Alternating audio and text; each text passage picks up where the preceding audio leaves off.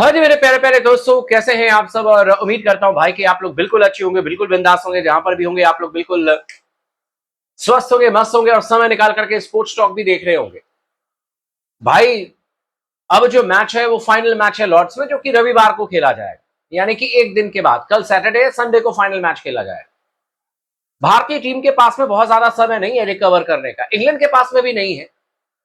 लेकिन team India को मैं क्यों कह रहा हूं कि एक बहुत बड़ा झटका, इनफैक्ट दो बहुत बड़े झटके लगे भारतीय टीम, इस पर चर्चा करेंगे। और साथ में रोहित शर्मा के संन्यास को लेकर के जो बातें चल रही हैं, टीम इंडिया के मैनेजमेंट वर्सेस विराट कोहली को लेकर के जो बातें चल रही है, वो तमाम इंफॉर्मेशन लेकर के स्पोर्ट्स टॉक आपके साथ में जुड़ चुका है। तो इस वीडियो को आखिरी तक जरूर देखिएगा, आप अपनी राय जरूर दीजिएगा और लगातार अपना प्यार अपना सपोर्ट बना करके रखें स्पोर्ट्स टॉक के साथ में। सबसे पहले शुरुआत करते हैं, जो फाइनल मैच से पहले शुभमन गिल के ऊपर में बहुत ज्यादा दबाव है। और मैंने आपको पहले भी कहा था कि शुभमन गिल की कप्तानी में एकमात्र जो ओडीआई सीरीज अब तक हमने जीती है, दैट वाज अगेंस्ट अफगानिस्तान, जो कि आखिरी सीरीज। एंड अफगानिस्तान की टीम को मैं बहुत ज्यादा हाई रेट नहीं करता हूं कि बड़ा कमाल की टीम है, वो भी अपने घर पर हमने खेलते हुए अफगानिस्तान को 3-0 से हराया। लेकिन इंग्लैंड की अगर आप ओडीआई रैंकिंग देखेंगे तो ये टीम भी स्ट्रगल कर रही है, मेरे ख्याल से बहुत नीचे है टीम। 8वें नंबर पर या 7वें नंबर पर टीम है, वेस्ट इंडीज से सिर्फ ऊपर है इंग्लैंड की टीम। अगर इसके खिलाफ भी लॉर्ड्स में अगर हम नहीं जीत पाते हैं ओडीआई सीरीज, तो जिस तरीके से श्रेयस अय्यर की कप्तानी में फेल्योर हमने देखा है, उसी तरीके से फेल्योर हम ओडीआई फॉर्मेट में भी अपने आप को मान करके चलेंगे। शुभमन गिल की कप्तानी को भी हम फेल्योर ही कहेंगे, टू बी वेरी ऑनेस्ट। क्योंकि शुभमन गिल की कप्तानी में जब जब बड़े टूर्नामेंट्स हमने खेले, फॉर एग्जांपल ऑस्ट्रेलिया के खिलाफ, ऑस्ट्रेलिया में हम हारे थे, फिर न्यूजीलैंड की टीम ने अपने घर पर हमें बुरी तरीके से हरा दिया, और अब जो मामला है वो इंग्लैंड में इंग्लैंड के खिलाफ में है। अगर यहां पर भी अगर हम नहीं जीते तो कैसे कह देंगे कि शुभमन गिल की कप्तानी जो है वो आउटस्टैंडिंग नजर आती है। 2027 वर्ल्ड कप को लेकर के शुभमन गिल की कप्तानी को लेकर के हम सब बहुत एक्साइटेड हैं, क्योंकि कड़ी से कड़ी आप जोड़ते चले जाओगे ना, आपके कप्तान को तो मैचेस जीतने होंगे। हो सकता है कि शुभमन गिल की कप्तानी में हम लॉर्ड्स में जीत जाएं, लेकिन मैं क्यों कह रहा हूं कि गिल के ऊपर में बहुत बड़ा दबाव है, बहुत ज्यादा दबाव है। उसका एक एक मेन रीजन ये है कि भाई शुभमन गिल ने अब तक अपनी कप्तानी में कोई बहुत बड़ा टूर्नामेंट, बहुत बड़ा सीरीज भारतीय टीम को जिताया नहीं है। दूसरी बात, दो खिलाड़ियों को लेकर के इस समय भारतीय टीम परेशान है। एक है केएल राहुल। जो खबर इस समय निकल के आ रही है वो ये है कि भाई कोई कंफर्मेशन नहीं है कि केएल राहुल जो है वो फाइनल मैच में खेलेंगे। अब ये मैं इसलिए कह रहा हूं कि टीम इंडिया के लिए बहुत बड़ा झटका है, बिकॉज केएल राहुल आपके फ्रंट विकेट कीपर हैं, front line wicket keeper. Ishan Kishan को आपने बैकअप विकेट कीपर के तौर पर रखा। ईशान किशन का परफॉर्मेंस उस तरीके से कुछ रहा नहीं है पिछले मैच में। हाँ, ये बात जरूर है कि ईशान किशन ने अफगानिस्तान के खिलाफ में शतक लगाया था। ये बात जरूर है कि ईशान किशन ने बड़ी अच्छी बल्लेबाजी की थी भारत में, वर्ल्ड कप में और तमाम टूर्नामेंट्स में। लेकिन इंग्लैंड में, आयरलैंड में ईशान किशन भी एक तरीके से फेल ही रहे हैं। T20 में एक मैच में 49 रन, एक मैच में अर्धशतक उन्होंने लगाया, लेकिन ओडीआई मैच में तो पहली जो मौका मिला दूसरे मैच में 1 रन बना करके आउट हो गए। तो उनकी जगह पर केएल राहुल का आना क्या भारतीय टीम के लिए इंपॉर्टेंट नहीं है? बहुत इंपॉर्टेंट, क्योंकि केएल राहुल एक कामनेस लेकर के आते हैं। केएल राहुल एक अलग ब्रांड ऑफ बैट्समैन है। मैं कंपेयर नहीं कर रहा हूं ईशान किशन और केएल राहुल के बीच में, लेकिन एक अलग किस्म के बल्लेबाज है, जो कि आपको एक क्या कहते हैं उसको, कि कॉन्फिडेंस देते हैं कि केएल राहुल बड़े मैच में आपके लिए कर सकते हैं काम। वो ईशान भी कर सकते हैं, but still KL Rahul ODI format के आपके मेन विकेट कीपर है। पूरे चैंपियंस ट्रॉफी में वही खेले थे, पूरे वर्ल्ड कप में वही खेले थे। और दूसरा नाम है भाई साहब वॉशिंगटन सुंदर का। मेरे लिए कोई झटका नहीं है वॉशिंगटन सुंदर अगर नहीं खेलते हैं तो, इंजर्ड है तो। लेकिन ये शुभमन गिल के लिए बहुत झटका है, और शुभमन गिल का स्टेटमेंट है कि Washington Sundar is a very important player for our ODI team. Shubman Gill ने मैच हारने के बाद में उनसे जब पूछा गया, स्टेटमेंट दिया है शुभमन गिल कि वॉशी जो है वो हमारे बहुत इंपॉर्टेंट प्लेयर हैं ओडीआई फॉर्मेट।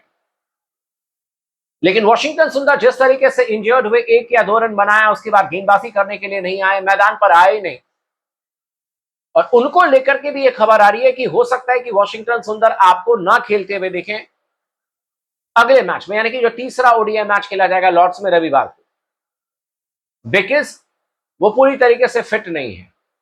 शुभमन गिल ने तो हालांकि अपने स्टेटमेंट में यहां तक कह दिया कि हमारे जो लोअर ऑर्डर के बल्लेबाज हैं यानी कि हमारे जो टेल एंडर्स हैं वो अच्छे बल्लेबाज नहीं हैं, तो हम एक्सपेक्ट करते हैं कि लोअर मिडिल ऑर्डर के जो बल्लेबाज हैं वो रन करें। ये शुभमन गिल का बयान है, जिसमें वॉशिंगटन सुंदर भी आते हैं।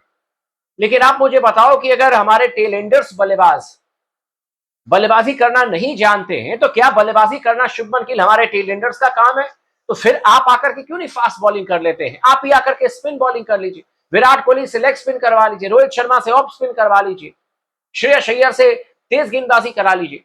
गेंदबाज का काम गेंदबाजी करना है। ये क्या एक्सपेक्टेशन हम रखते हैं कि हमारे जो गेंदबाज हैं वो बैटिंग नहीं कर पाते? विराट, मैं कह रहा हूं कि आपके जसप्रीत बुमराह ने 18 रन नहीं बनाए थे एक ओवर में, और कितने रन बना करके देंगे आपको लोअर ऑर्डर के और आपके टेल एंडर्स?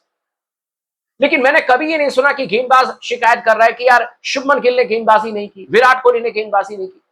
लेकिन लोगों की शिकायत होती है कि गेंदबाजों ने बल्लेबाजी नहीं की। आप ये कहो कि आपके वॉशिंगटन सुंदर, आपके शिवम दुबे, आपके अक्षर पटेल, इन्होंने कुछ नहीं किया बैटिंग में, ये आप कहो। आपके जो लोअर मिडिल ऑर्डर के बल्लेबाज हैं वो कंप्लीटली फेल रहे, ये सच्चाई है। गेंदबाज क्या बल्लेबाजी करेगा भाई? और इसीलिए मैं कह रहा हूं कि इस समय भारतीय टीम में बहुत सारी चीजों को लेकर के कंफ्यूजन क्रिएट हो चुका है। दबाव टीम इंडिया पर है, क्योंकि T20 आप आयरलैंड में हारे, T20 आप इंग्लैंड में हारे बुरी तरीके से, सुपड़ा साफ। ये भी नहीं कि एक आध मैच जीते और एक मैच जीते हो और उसके बाद फिर से हार गए मैच। बिल्कुल भी आसान डगर नहीं है टीम इंडिया के लिए फाइनल मैच, जो कि लॉर्ड्स में खेला जाएगा। और इसी बीच बहुत तरीके की अफवाहें आ रही हैं। रोहित शर्मा का आखिरी ओडीआई मैच, उनके पिताजी, उनकी मम्मी पहुंच चुकी हैं लंदन में लॉर्ड्स में मैच देखने के लिए। कई लोगों का यह भी मानना है कि नहीं, इसमें सच्चाई नहीं है, ये सिर्फ इसलिए खबरें इस तरीके से फैलाई जा रही है ताकि जो सीरीज हम हारे हैं इस समय इंग्लैंड में और आयरलैंड में, उसकी चर्चा कम हो। ओडीआई भी हारते हैं तो उसकी चर्चा कम हो, और चर्चा सिर्फ इस पर हो कि भाई रोहित शर्मा संन्यास लेने जा रहे हैं, रोहित शर्मा का संन्यास हो गया, होगा या नहीं होगा, इन सब चीजों में उलझा करके रखें। ऐसे बहुत सारे फैंस का मानना है, लेकिन मेरा मानना है कि शायद हो सकता है कि उनका आखिरी मैच ही हो रोहित शर्मा का। एक और खबर को लेकर के चर्चा करेंगे, वो खबर है भाई साहब विराट कोहली को लेकर के। ये खबर आ रही है कि विराट कोहली और गौतम गंभीर के बीच में किसी जर्नलिस्ट ने सवाल कर दिया सुतांशु कोटक से कि सुतांशु कोटक भाई, आप बता दीजिए कि विराट कोहली और गौतम गंभीर के बीच में क्या बातचीत हो रही नहीं हो रही, क्योंकि मीडिया में ये खबर आ रही है, क्योंकि मीडिया के लोग यार ट्रेवल कर रहे हैं, वो गलत क्यों बोलेंगे? वो कह रहे हैं कि भाई बातचीत नहीं हो रही है विराट कोहली रोहित शर्मा के बीच में। सुतांशु कोटक का कहना है कि नहीं,